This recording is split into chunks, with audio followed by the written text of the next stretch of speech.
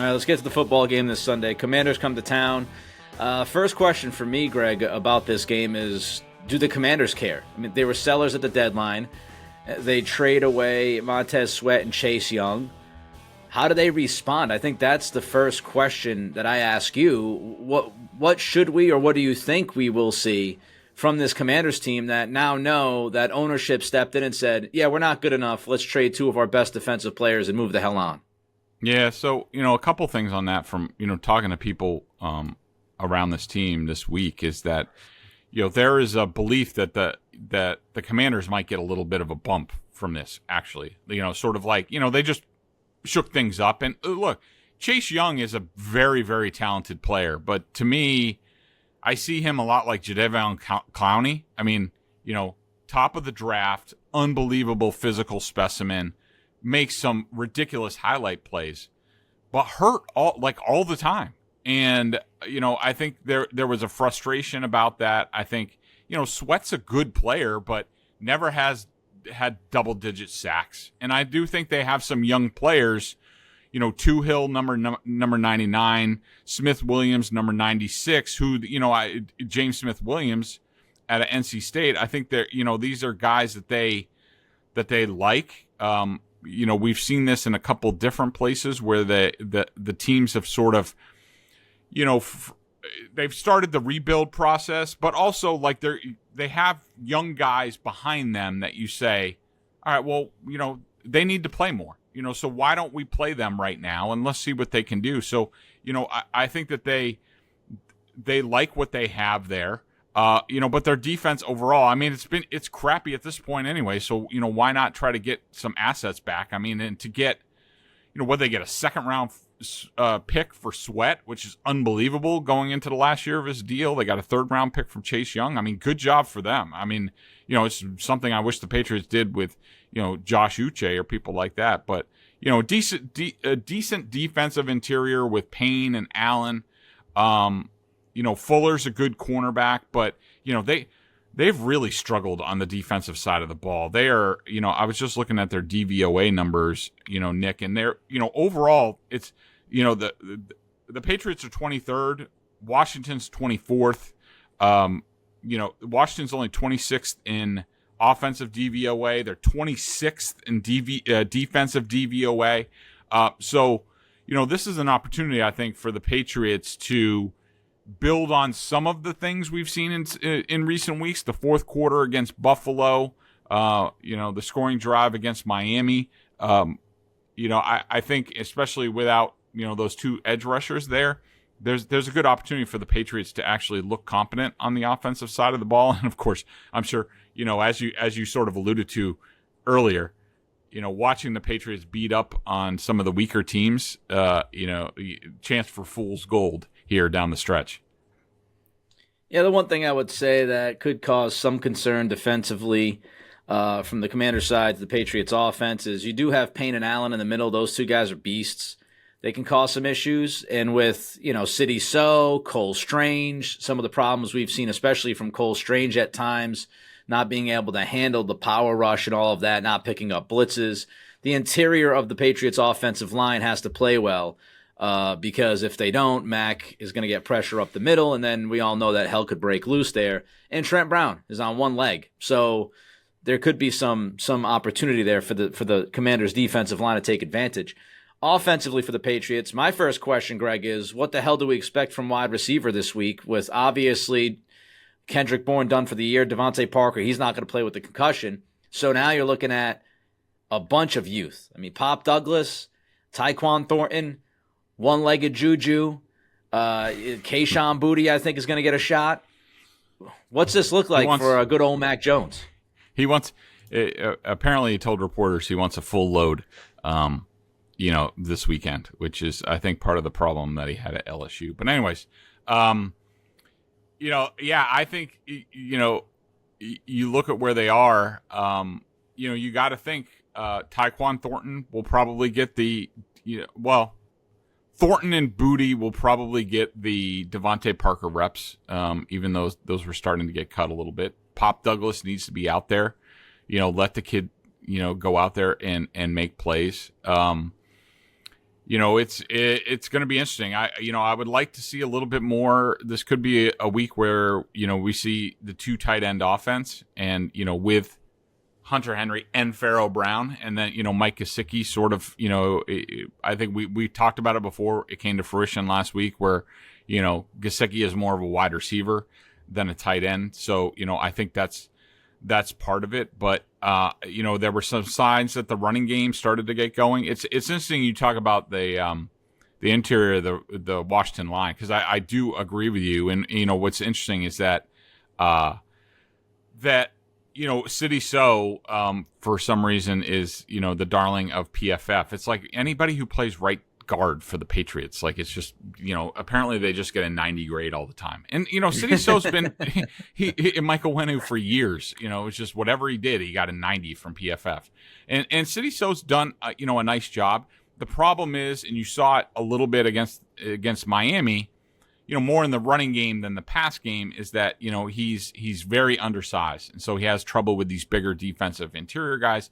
They rotated him with Mafi last week, and they brought Mafi in, and according to, PFF, Mafi has earned a negative grade on 29% of run plays this season, which is the highest rate among all offensive linemen in 2023. That's in the league. I mean, on 1/3 of the snaps, he's bad in the running game. And Cole Strange hasn't been good in the running game, either. He's better against the run than he is the pass slightly. And sometimes Cole Strange is awesome in the running game. But, sometimes he loses leverage to the inside. So you really got to worry about, the guards in this matchup. But I would like to see the running game get going. I thought, Ramondre had a few reps last week where you're like, yeah, that's the guy I remember. Yep. And Zeke's been pretty good, even though his ball security has been a little iffy. He had a fumble last week that luckily it went out of bounds, or that would have been his second fumble, this season. But I think there are going to be opportunities more with the Patriots, play action pass game, the running game, more the traditional Patriots offense in this game. And I just want to see them get into a rhythm. Like, just be productive. Like, stack plays on top of each other instead of like one good play and then we're going back with a penalty or a negative play. Like, that's been the issue with this offense this year. Yeah, I thought Stevenson had strong finish to his runs last week for the first time this year. He was getting through contact. He was finishing strong. He did look like, at least running with the football, more Stevenson 22 than Stevenson 23, which was nice to see. All right, Patriots defensively. There's a young Washington interior offensive line. They got a couple of new starters up front. Christian Barmore has been a beast the last few weeks. He's really coming on and looking like the guy we hoped he would look like. And you also have Belichick versus Sam Howell, young quarterback, that dynamic. What do you anticipate we see on Sunday from the Patriots defense? Yeah, I think this is a really good challenge. I mean, the Washington offensive line isn't very good at all. They're okay at left tackle and right guard. Larson and Paul on the interior, have not been good. So I look for, Barmore to continue his uptick. And, it's been great to see. He's definitely still in it, definitely still hot and passionate. I love that about the kid. Sometimes it gets the best of him at times, which I thought it did at the end of the Dolphins game and what went on there. And he was still hot like an hour after the game in the locker room. I love the Washington, the weapons that they have: McLaurin, Samuel, Dotson, Gibson, the running back, Thomas, the tight end. Like they have a lot of good young players on this offense, and they're all, tough to stop. And so it's a really good challenge from that standpoint. Sam Howell, the quarterback, he takes a lot of sacks behind that offensive line. I look for the Patriots to get back to bringing a ton of pressure, which they have this season. I don't know where they stand right now because they didn't blitz, hardly at all against the Dolphins. But they were second in the league in blitz rate going into that game. I expect that to continue to get after the quarterback. Like to see some guys eat, this week. Hopefully Josh Uche is back up and out there. They could really use his speed on the outside. But, Howell's a guy I like. He's definitely a gamer. Kid is tough as nails. Good arm strength. takes, way too many sacks, but, he kind of reminds me of like a, Rich Gannon type, more of an athlete than a quarterback, maybe, an early Tannehill type. But he's going to make plays, and this is a good challenge for this Patriots defense, and to see where they are. FanDuel is the exclusive wagering partner of the CLNS Media Network. Right now, new customers get $150 in bonus bets with any winning $5 moneyline bet. FanDuel, official partner of the NFL. Howell has not been good against pressure. So if the Patriots can get pressure, especially interior-wise, that would help them go a long way. All right, we'll get to the prediction for the game coming up on Sunday. We also want to touch on Josh McDaniels, just a little bit more about a possible return to New England. First, I'll tell you this episode is brought to you by our friends at FanDuel, exclusive wagering partner of the CLNS Media Network. New customers receive $150 in bonus bets with any winning $5 moneyline bet. All right, FanDuel line, Greg, for this game on Sunday. The Patriots are favored. You heard that right. They're favored by 3. The over-under is 40.5. I'll go first because I will say this, nobody knows. I am 3-5 against the spread this year. It hasn't gone great. Just injuries, up and down play. It's been a crazy year to try to predict game to game. It really has been.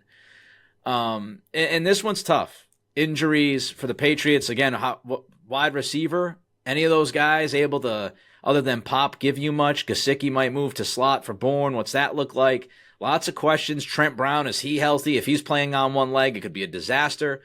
Washington, are they motivated to play? The white flag was waved by the ownership, it looked like, this week at the deadline. I'm going to go with the Patriots. I think the Patriots are still good enough to beat teams that are mediocre or bad. Washington's pretty mediocre. You hit on all the defensive stuff. I don't think they're very good defensively. I do think the Patriots will be able to move the football. I'm going with the Patriots. I think Washington will be a little dead ass to start this game. And am I confident? Of course not. And the over-under, I'll go with the over because 40.5 is really low. So I'll go over, and I'll go with the Patriots covering 3, and I'll likely regret that. Greg? I feel you, Nick. And by the way, I was just looking at DVOA over at FTN Fantasy, since they're over there now instead of Football Outsiders. But you talk about the inconsistency with this Patriots team. So the DVOA guys have this stat called variance, which is basically measures like how consistent the team is. Any guesses on where the Patriots rank in the NFL? 30 or lower. 31st. They're 31st. The only team that according to their stats that is more inconsistent is the Cowboys, which makes a lot of sense. I mean, it's like either they're blowing people out or they completely suck. But it's like the Patriots. They're just completely inconsistent. They're consistently inconsistent. This season, and but look, I do like the Patriots, in this spot. Like I said, this is things should settle down for the offense. If the offense doesn't get off to a good start in this game, good luck. It's going to be a horror show, at Gillette. But I look for the offense to be consistent. I think they're going to do pretty well. I think they're going to get their groove back a little bit. I think this is the right opponent at the right time. I do worry a little bit about the explosiveness of the Commanders' offense, and but I do think they're going to bring a ton of pressure. I don't think this Washington team is set up to deal with what the Patriots do with their twists and stunts and bringing guys from the second level. It'll be interesting to see. I know Juwan Bentley was on the practice field yesterday. I talked to him after the game in Miami. He came out. He was out with a hamstring injury. He told me that he was doing pretty good. That's a big key for them, especially with how they do their pressure from the second level. He's been great at that. So hopefully he's back in the lineup. But yeah, I like the Patriots in this spot. I think they're going to win. Somewhere around a touchdown, maybe a little bit more. And I do like the over because I do think the Patriots will give up a couple big plays. I mean, when you have J.C. Jackson, Jack Jones, Kyle Duggar, and Marte Mapu in the secondary, not exactly the most disciplined of guys out there. And as we saw last week, now this is a different challenge, but still a very dangerous Washington offense, especially with McLaurin, who's sensational. And so I think it will be high scoring. I think we could get in a little bit of a track meet, but I like the Patriots by about a touchdown.